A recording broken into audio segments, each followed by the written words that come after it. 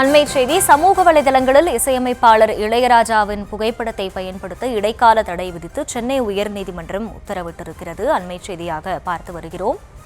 பல்வேறு யூடியூப் சேனல்கள், சோனி உள்ளிட்ட இசை நிறுவனங்கள், ஃபேஸ்புக் உள்ளிட்ட சமூக வலைதளங்களுக்கு எதிராக இளையராஜா மனு தாக்கல் செய்திருந்த நிலையில் சமூக வலைதளங்களில் இசையமைப்பாளர் இளையராஜாவின் புகைப்படத்தை பயன்படுத்த இடைக்கால தடை விதித்து சென்னை உயர்நீதிமன்றம் உத்தரவிட்டிருக்கிறது. விவரங்களோடு இணைகிறார் செய்தியாளர் மதியழகன். மதியழகன், வணக்கம். முழு விவரம்.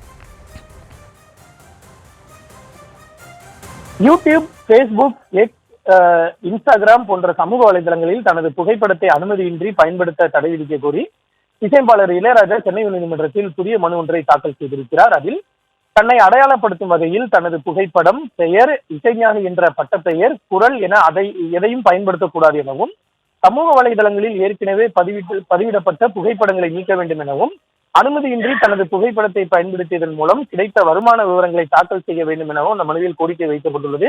பல்வேறு யூடியூப் சேனல்கள், சோனி உள்ளிட்ட இசை நிறுவனங்கள், ஃபேஸ்புக் உள்ளிட்ட சமூக வலைதளங்களுக்கு எதிராக தாக்கல் செய்யப்பட்ட இந்த வழக்கு நீதிபதி என் செந்தில்குமார் முன்பு விசாரணைக்கு வந்தது.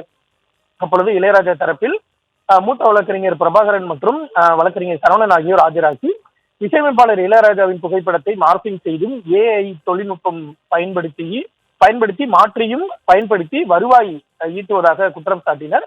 அப்போது குறுக்கிட்ட நீதிபதி, பெயரை, புகைப்படங்களை பயன்படுத்துவதால் இளையராஜாவுக்கு என்ன பாதிப்பு ஏற்படுகிறது என கேள்வி எழுப்பினார். இதற்கு பதிலளித்த இளையராஜா தரப்பு வழக்கறிஞர்கள், தனது புகைப்படத்தையோ பெயரையோ வணிக ரீதியாக பயன்படுத்தி வருவாய் ஈட்டுவதாகவும் குறிப்பிட்டனர்.